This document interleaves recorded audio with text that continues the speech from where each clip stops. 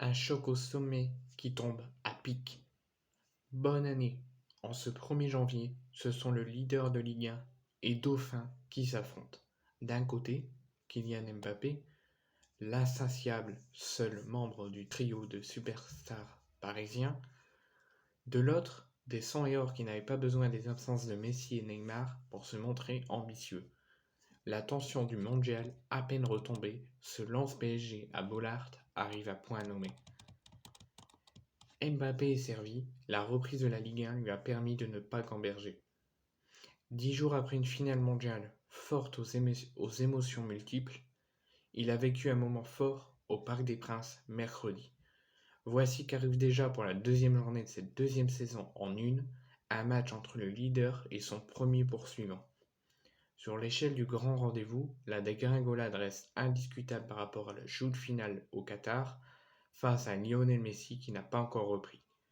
Mais se dresse tout de même, devant lui, un match en instance cruciale qu'il se doit d'apprécier en gargantua revendiqué. Parce que ce RC Lens Paris Saint-Germain a l'air allure, les absences de Messi qui est au repos et de Neymar suspendu entachent en partie le standing du casting, mais ne diminuent pas l'intérêt de la représentation. Le spectre d'un choc en toc, agné par la toute-puissance parisienne, s'en voit quasiment balayé.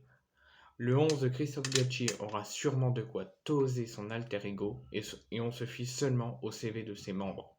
Mais il n'y aura pas ego si on se un manque d'écart sur le papier dimanche à Bollaert. Les 100 et or n'ont effectivement rien de dauphin, par défaut, malgré que ça reste une très grosse équipe, une très bonne équipe. La densité dans le haut du tableau en Ligue 1 écarte cette hypothèse et leur moyenne de points par match est de 2,3. Régulièrement rappelée par Francaise en objet de satisfaction, est impressionnante. Lens a remporté ses 8 matchs à domicile depuis le début de l'exercice, meilleure série en cours en Ligue 1, et n'avait pas besoin de recevoir un PSG amoindri pour pomper le torse. Malgré son statut d'outsider, depuis son retour dans l'élite en 2020-2021, le club nordiste a reçu 2 fois Paris. Résultat, une victoire et un nul. Donc voici ce que dit Francaise. La logique, on la connaît et on essaie de la bousculer depuis un moment, depuis qu'on est remonté en Ligue 1 et on y arrive régulièrement. Il faudra être très fort pour la bousculer dimanche, mais c'est notre objectif. La motivation sera débordante dans les rangs lensois, avançant deux engagements. D'une part, le fait d'affronter une des équipes phares d'Europe et du monde. C'est Lens qui pense, hein. Moi, je suis anti-parisien. Booste toutes les formations en Ligue 1 et d'une autre, la sienne brille dans le dépassement de soi. Il y a le côté spécial Paris et notre spécial à nous. C'est devenu une grosse écurie de Ligue 1, aurait insisté l'entraîneur du Paris Saint-Germain. Si on se réfère au nombre de points du RC Lens, 37 contre 44 pour le PSG, et la qualité du jeu qu'il propose, c'est sûrement l'adversaire le plus difficile que nous allons jouer en cette première partie de championnat.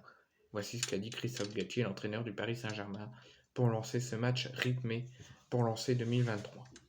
En prime time, entre certes les deux meilleures défenses de Ligue 1, mais aussi deux équipes qui ne se recroquevillent pas sur elles-mêmes. Pour l'animosité, en revanche, on repassera. Les compliments se sont échangés plus aisément que les piques, par médias interposés. Heureusement que Bollaert n'a pas besoin de ça pour fourbir. Et je m'attends à un grand match.